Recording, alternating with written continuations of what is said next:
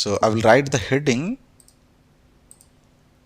working with entity framework. So entity framework heading I have given in fact, but mostly we focused on the lambda expression and simple filtration with where clause as well as first or default functionality. So you add these three libraries. Yesterday itself we have completed at the end of the class almost, and now we have to go for something called context and model. So note, once you add above libraries, okay, once you add above libraries, then DbContext is a class, inbuilt class, is an inbuilt class that will help to map our ORM. ORM means object relational mapping.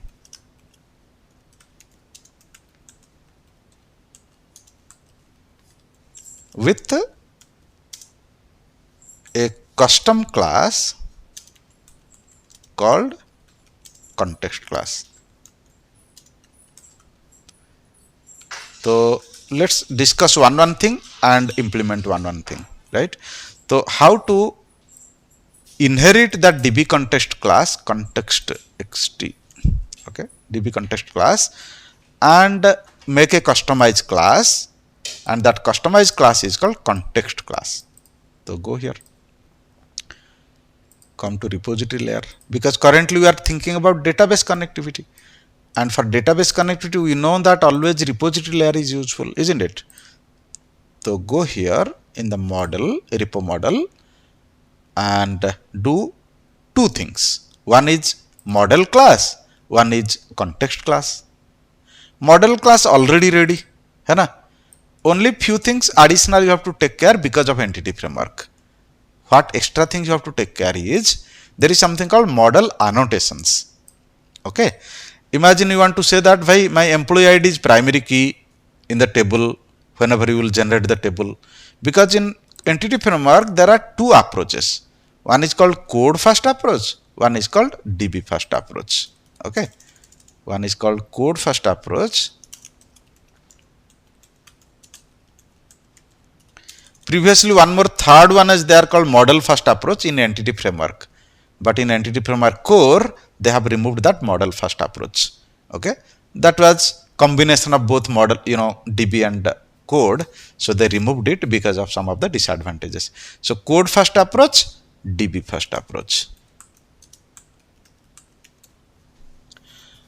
Code first approach says write the entity class. In our language it is model class, as well as context class, and then migrate. This migrate is important, that's why I am making capital letter. Migrate to database. That means create database based on the coding. In coding, two things we need. One is that entity class or model class, and one is context class. We will see how to create this context class, no problem. DB first approach says no. Coding to DB not required, database to coding required. So code first approach says code to DB, right? Code to DB. That means first you write code, then you migrate to DB. Code to DB. But DB first approach says DB to code. Okay, that means your database is already ready. You have designed it nicely. Primary key, foreign key, whatever necessary, everything you have given in the database. Now you want to say that my database is already ready. Can you automatically create this model class and context class? Right? That is called DB first approach. So manually create both of these, then migrate. Database will be created automatically with its respective table and all that. That is called code first approach. And database is already ready. Migrate it to coding, EntityFramework core coding, so that you need not to type model class and context class, it will automatically prepare. That is called DB first approach. So should I write here, first create the database, first make sure that database and its respective objects are ready. Object means what to understand? Object of database means table is one object of database, stored procedure is one object of database, index is object of database, view, function, stored procedure, index, table, anything that you create inside database, that is called object of database, right? So first make sure database and its respective objects are ready, and then migrate to create model and context, model class and context class in the coding side. Now you will ask me when this is useful, obviously both are available means there must be some best practices behind. Otherwise, if always one is good, then other one might have been thrown out, right? When your application is already existing from last 5 years, 10 years or so, already database might be existing now. Now you are planning to migrate that old application to EntityFrameworkCore or maybe to MVC Core. 10 years back your company developed a project that to in ASP.NET web form, right? ASP.NET web form, or maybe PHP, or maybe Java, something they used. But currently they are planning, let's go for .NET Core in the front end side and SQL Server in the back end side, database side. Now already running project na, last 10 years customer is using. Why they will be bothering much about technology? They will say, it is just like MS Office installed 2017, you upgraded to 2022. For them it is like that only. But for you, you know what are the challenges. So if your database is already ready, successfully running last 5 years or 10 years or 7 years, it is always best practice not to change the database structure. Because based on the database, already one PHP application or Java application or your old .NET application is already running. They are 100% happy. Only thing is you want to enhance it for the new technology for better enhancement of the performance or maybe security or maybe reusability or whatever it is. So in that case, they will go for DB first approach, because the database, if you are starting from the scratch in the coding and migrating to database, chance is there everything has to be starting from scratch. Your database design may be little different than the existing database, and your project development time duration will be like 1 year. But if you are going for DB first approach on existing application, your coding and development efforts might be 2 months, 3 months hardly. So that case only you should go for DB first approach. Otherwise rarely people go for DB first approach for the fresh application, because a lot of additional features and functionalities are available here which is not possible also in DB first approach. Why I will say not possible, because you are not ready to change the database now. It is already running in the market. Okay, you are not ready to change. So it is like already one database is there. As per that database structure, you are planning your application, right? Like I always say, you have already one city and you are planning to make it capital city. How much benefit you can provide? If there is a something 200 kilometer this side, 200 kilometer that side, length and width, one free space is there. Now your government planned that 200 by 200 kilometer area, we will make it capital city. Totally one house also not there, totally blank area, and you are planning it. So how you will plan that capital city? Definitely it will be better plan na second one, First one is Jabardasti, you have to manage something. Why here one big lake is there, but as per the plan, nearby some offices has to make. So somehow you will manage it there. But in new plan, you will say that everything new, so I can plan nicely. So that is what happens here. If you use the existing resources like existing DB, then Jabardasti you have to accept something which is not best practice also. Because you are not ready to change the database structure. It is already running in market. You cannot give downtime of 2 months or something. You cannot change that. And customer is not ready to change. Okay. So that case, not a good approach. But yeah, if you are starting from the scratch, people say, let's go for code first approach. Why not code first approach? Why should I go for DB? But again, this is not a restriction, just a suggestion, you can say. It's not that existing application you cannot go for code first approach, or fresh new application you cannot go for DB first approach, nothing like that. Okay. Imagine you have a team of 15 members. Out of 15 members, 12 members are saying we have no idea about code first approach. Only we have worked in DB first approach. Will you send those 12 members home and you will say that, okay, we will hire another 12 members or we will manage from other project? Sometimes as per your availability of resources, availability of technology, flexibility, you may give some goalie to your customer. Chance is there. Your project manager is very good at that. So they may say that, no, this is good as per your system, right? Because that time your self-interest is there. We don't have professional for code first approach experience. So we have all people with DB first approach, experience. So let's do it with the DB. That is always there. But yeah, if you have sufficient resources, sufficient, independency to take the, approach from your own, then you have sufficient reason to go for code first approach. The first, I'm going for code first approach, then I will teach you how to go for DB first approach also. The code first approach says model class and your context class has to be created by you manually. So you have coming here a repo model that is having already one model class.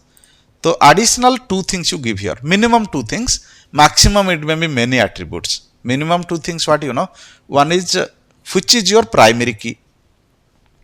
If you see DBMS rule also, CORD's DBMS rule, 12 rule, very first rule itself in the DBMS rule, every table should have a primary key. So never forget that. So how to provide primary key in entity framework? You just put one square bracket attribute with KUI key attribute, then press control dot. It will give you the idea that system.componentModel.data annotations. You have to take it. Take it. Blue color will come. That means your work is done. Your entity framework says every model class should have at least one column which is for primary key. So you give the attribute called key. And one more additional suggestion here, not a restriction. If you don't give anything, your model class will be as similar as your table name. Exactly same name. Exactly same name. But sometimes what you do, you think that no, my model class name is employee, but my table name I want to give employee details. Chance is there. If that is the case, then you have to give your table attribute. Control dot. Take this schema, system.componentModel.data annotation.schema, and after table you put a bracket and say that what name of the table you want to do, because this model class is going to be migrated as a table in the database side. How many columns? How many properties? That many columns. What data type? Similar data type. If it is integer, there also integer. If it is string, there it will be something like n varchar of something. But if you want, no, I want only varchar of 100, then explicitly you have to give it. Okay. So here I gave table name as suppose employee details. Here I gave employee details. Imagine, this string I don't want nvarchar of something which is default. I want varchar of something. Then there is something called column. Okay, column property attribute. So whichever you are writing, just above that you write. I wanted employee ID to be primary key, so I wrote here. I wanted this column property called employee name should be varchar of 100, so here I have to give, something called type name equal to within double quote varchar of 100. Optional, but you don't give means it will give nvarchar of something. Okay, nvarchar max or so. But if you want to say no, I want varchar of 100, give it explicitly. Integer not nullable. If you think no, it is nullable.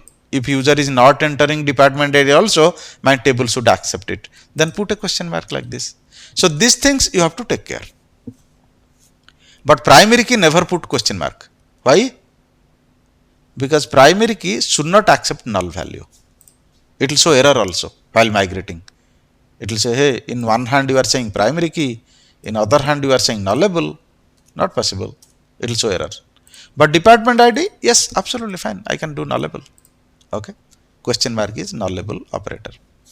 Like this, few things you can apply. We say it as model annotations. More annotations we will learn when I will teach you validation. Okay. Validation means should not be alphabet, should not be special character. It should allow between 100 to 200, not less than 100, not more than 200. It should allow only alphabet. So this kind of things we say it as validation. More and more annotations we will see, but now let's focus on the backend side annotation for database migration. Front-end side annotation means validation, data validation. We will see that later. Okay. You did this from the model class changes point of view. We set as entity class. This is called entity class because your model has been customized as per entity framework. Few things optional, but better to give. Now let's go to the context class. So here I go and add a class, name it as context class. So where is that? Here. I will name it as something like my employee context or so. I hope it is about employee we are discussing. Yeah. So my employee context or something. Any name you give doesn't matter. But this word context just for, naming convention you keep, but not a restriction. You can give simply XYZ also, no problem at all. So I gave my employee context. Okay. And if you see in the definition itself, I wrote one point that it should be inherited from DbContext class. If I have already added the library to this, then definitely it will help. So make sure you have added the libraries, those three libraries. Libraries means your assemblies. So should I say here public, and here I will say colon DbContext. Never type it forcefully, take it from intelligence. Okay. On model binding, one functionality is there inside the DbContext. You have to overwrite that. So let me copy paste that overwrite code. Somewhere I have it.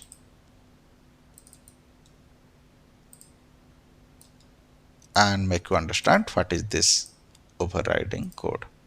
All of you know overriding in C#. Some functionalities are already defined in the parent class. In child class, you can override it and pass some parameters.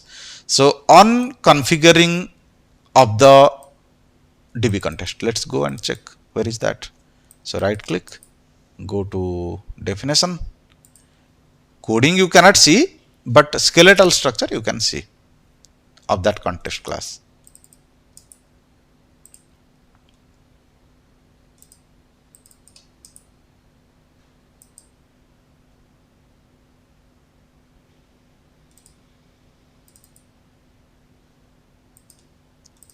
DbContext, go to definition. Check it out. I will just press Ctrl F and search it.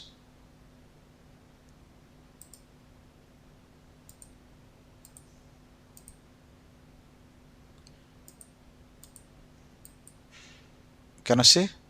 One virtual function they have put, and they say that anything you want to define connection string in future, then override this function. I will take care of it. So you have to override this function there and you have to pass the connection string. Then it will take care of it. Currently I hard coded here connection string because first time you are doing. But going forward, when I will tell you some more best practices, I will ask you to take this connection string and put it in some config file. But currently, let it be here, hard coded. Okay. So let's change our database name.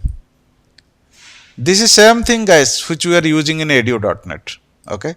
So I will change my database name to, should I say, my employee or my employees underscore October 2022, something like that. Okay.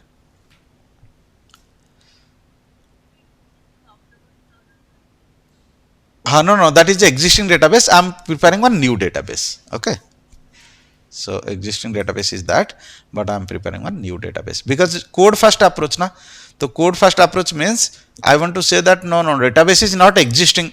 Perhaps first time I'm coming to application and I'm migrating it. Okay.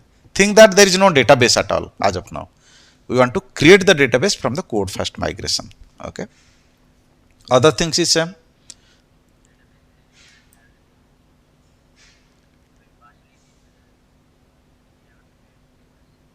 No, I didn't understand your question. Can you repeat?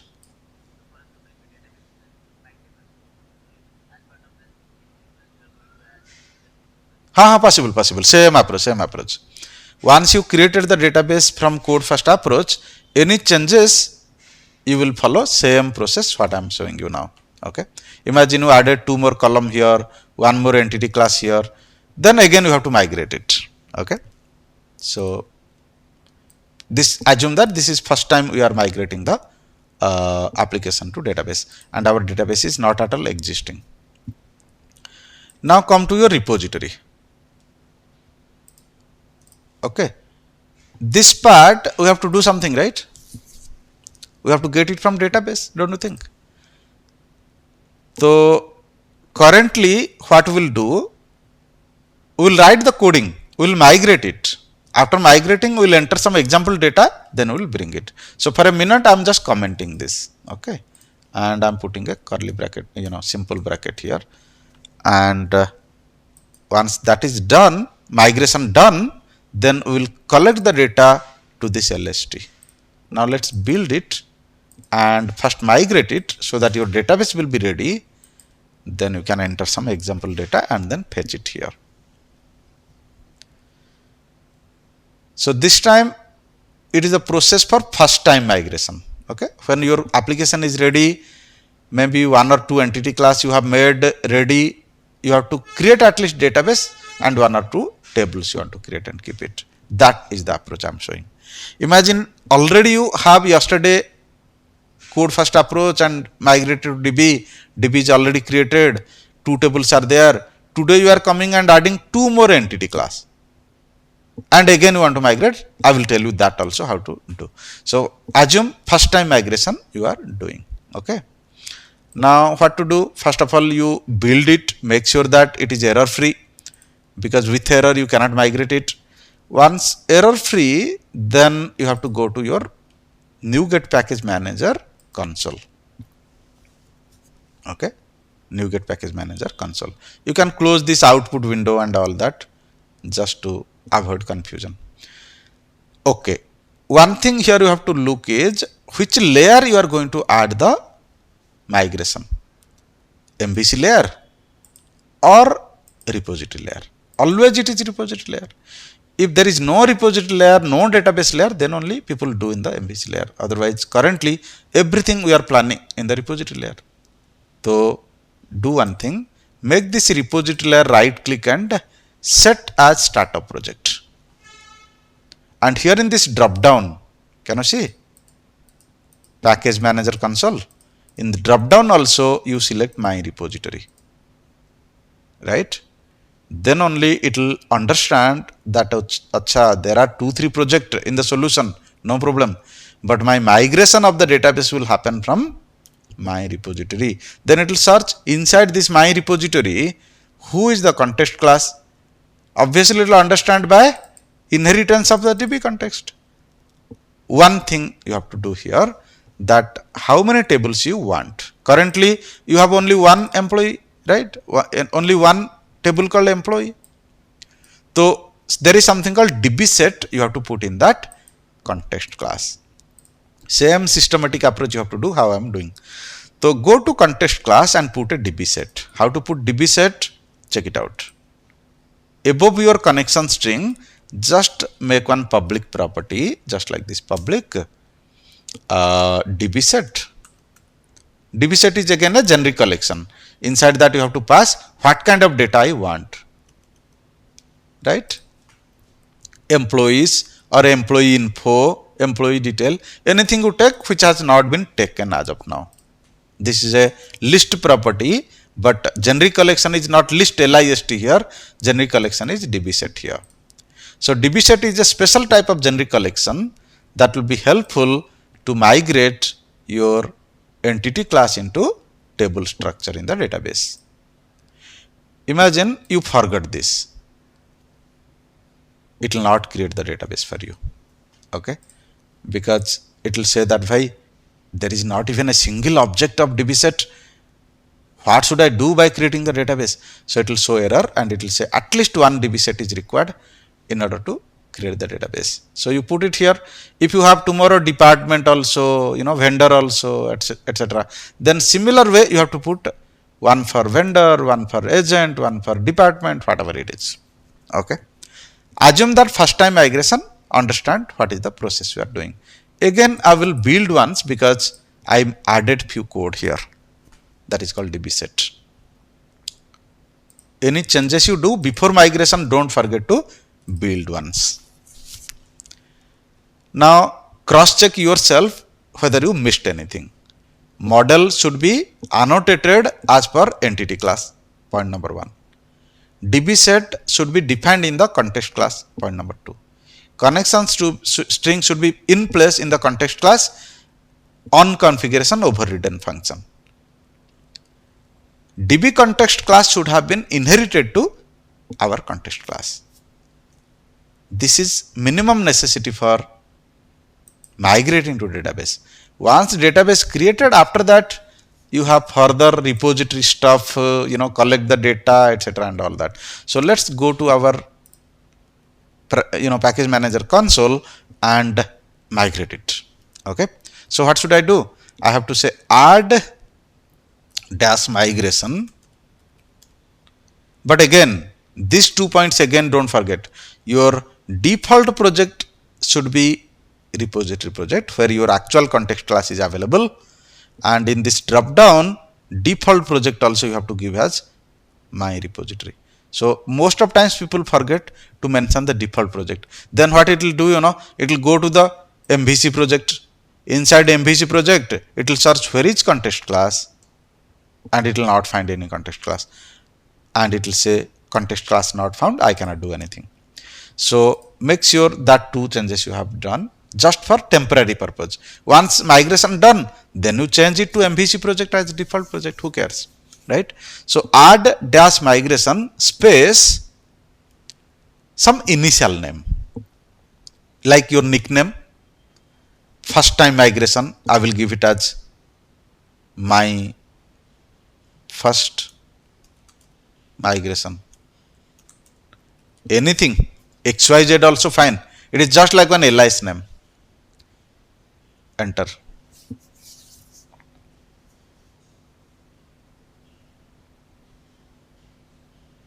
Okay. Once your migration successfully done, then you have to use update dash database. Update dash database.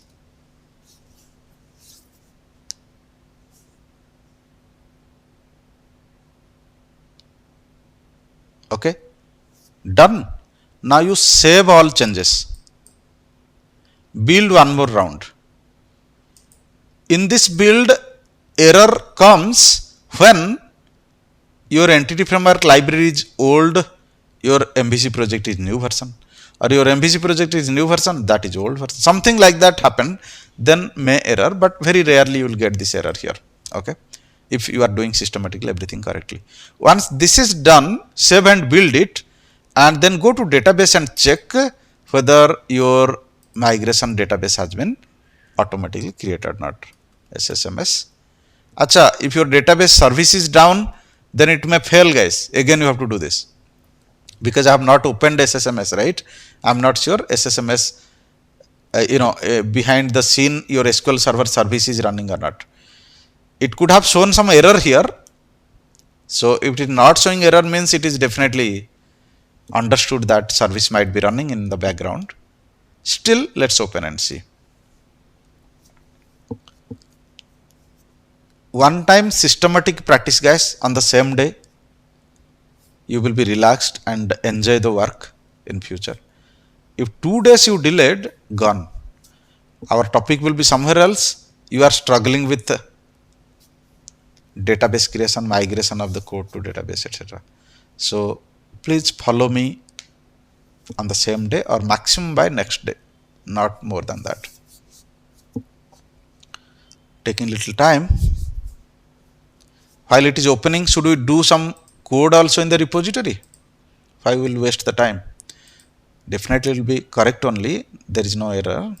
So let's go to repository and do some stuff here. What to do? Context class object you have to do. So your context class object is, context class is my context or something. You create an object of that. So let's say obj context equal to new this.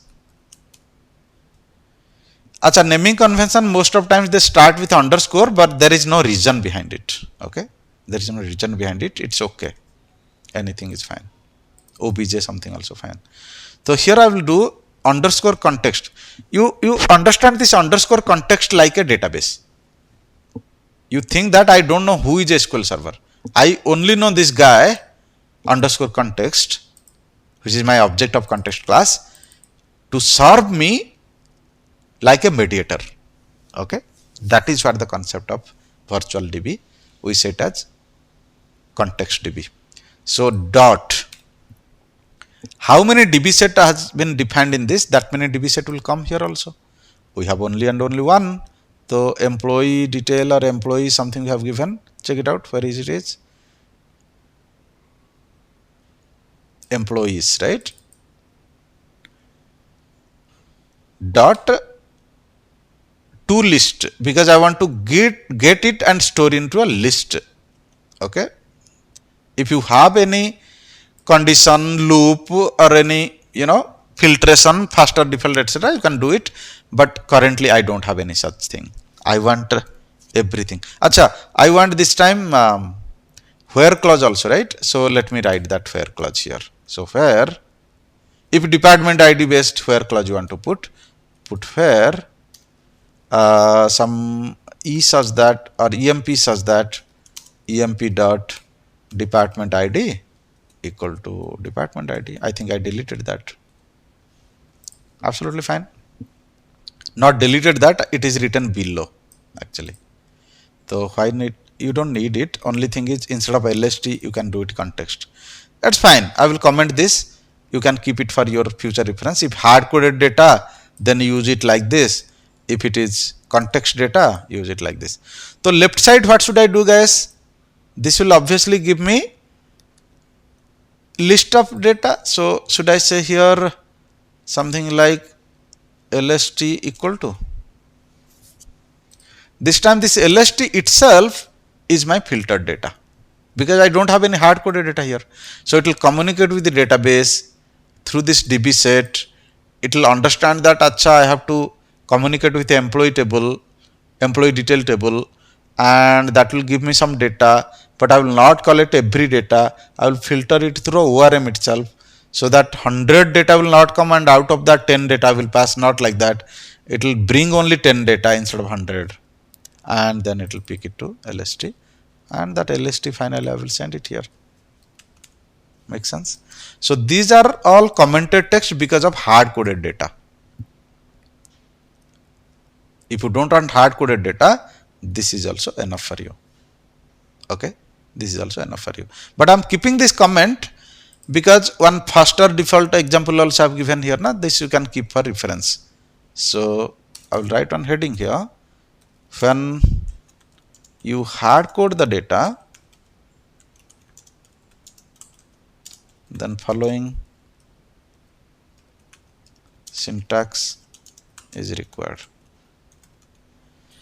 If you are not hard coding, this 2 line is enough. Can you see SQL connection, SQL command, SQL data adapter, pata nahi what's not. So all has gone. It is taking care of everything. Who? Context class.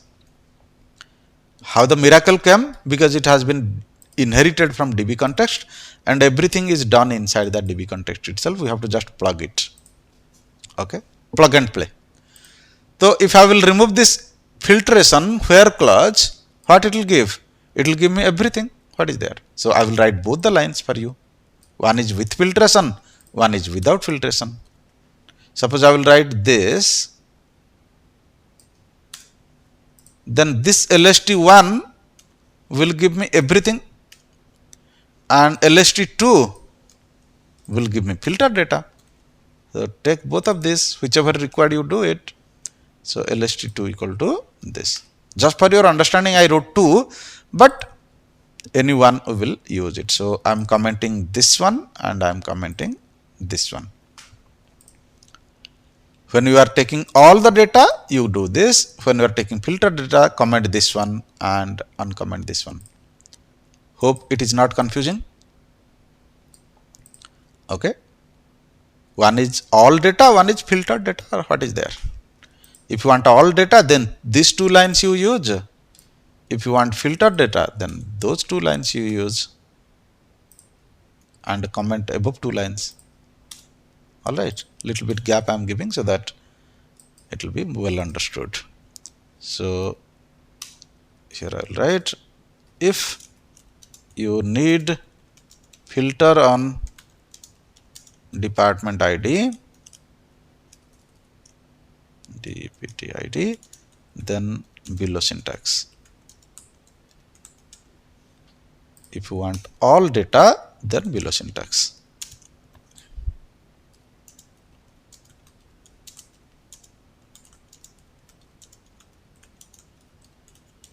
Alright, that's it.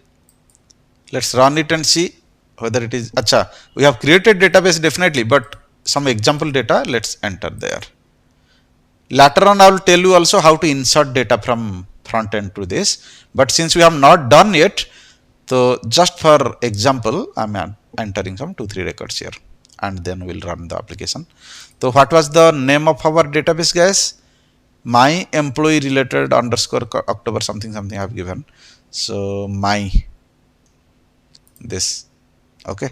We didn't create it, but migration created it. Now we need one table inside it. Expand the tables. Check it out. One table is automatically created or not. Can you see employee details? Now we will ask my entity class name is employee. Why it created employee details? Because you have given this line number 11, right?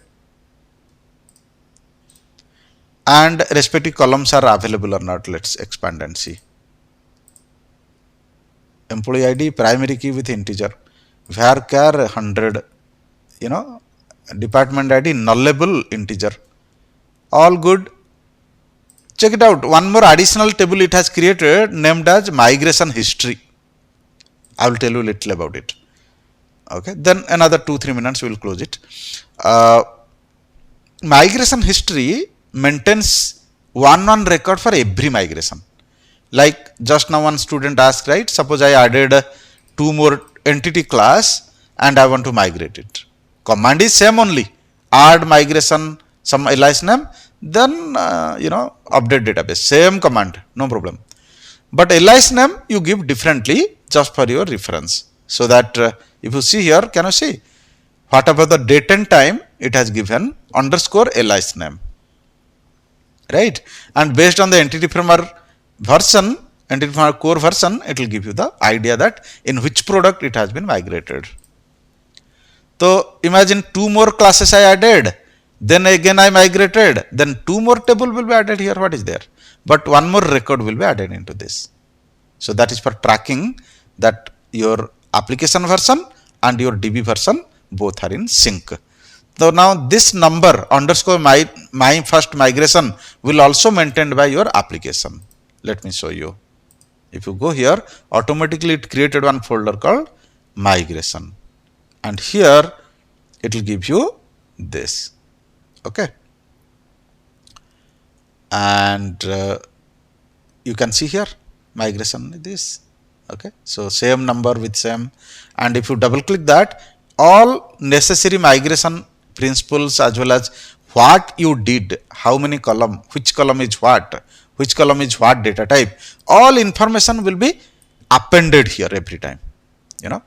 So first migration is this, its alias name is this. Imagine you created another migration, then one more file will be added here with that date and time underscore that alias name, right? So it has a functionality internally. Imagine somebody came here and modified it. For example, he made it string. Do you think it will work?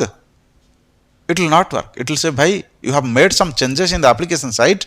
You have not migrated that changes in the DB side. I will not work. It will not work. Okay.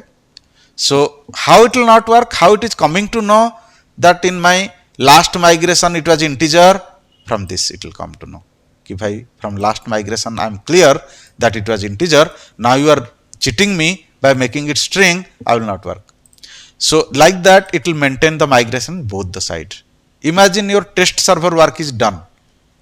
Tomorrow you are going to deploy it in the live server. So don't you think this test migration is not required? Because these are all for your local environment. So this table has to be dropped completely. Either drop the table or truncate the table, so that this table should not have any record at all. Similarly, come to the application side and delete this migration folder. Either delete the folder itself or delete all these files from here. Then you migrate in the production, so that very first time it will go to the production. Second time onwards when changes will be done, that time you don't need to delete in the migration and the production. Only in the test server you have to delete these records, so that when we will migrate it for second time into the production, deploy it, automatically it will understand that acha, till last January 2 records was there because 2 times migration was there. Currently they are migrating the third time, so third record I will add in the production database. So your test server database migration history should not go to production server migration history. That is what I mean to say. You have to smartly work accordingly. Okay, other data should go, but migration history should not go. Other data also up to you. If you want to take it, take it. Otherwise you can delete it also. So that is how your migration happened. And your, okay, now you have to run it, right? So should I run with some example data? So go here, edit, little, we are, getting late, but okay, we'll finish it so that you can get some work to practice. Something like that, just I did. Okay, now come here and put a breakpoint here. I think we are already calling that in the controller, and put a breakpoint here and run it.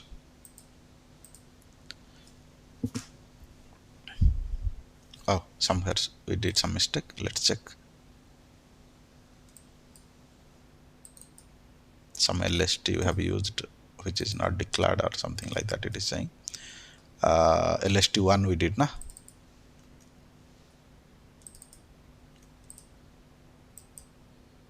Run it. Some build is required.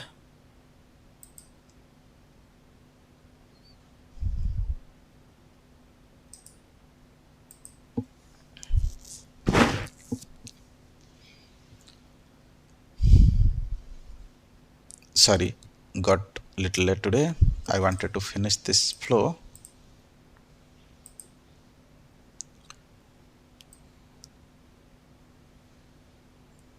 Oh, sorry. You know what? Startup project we have not reverted, right? So startup project has to be reverted.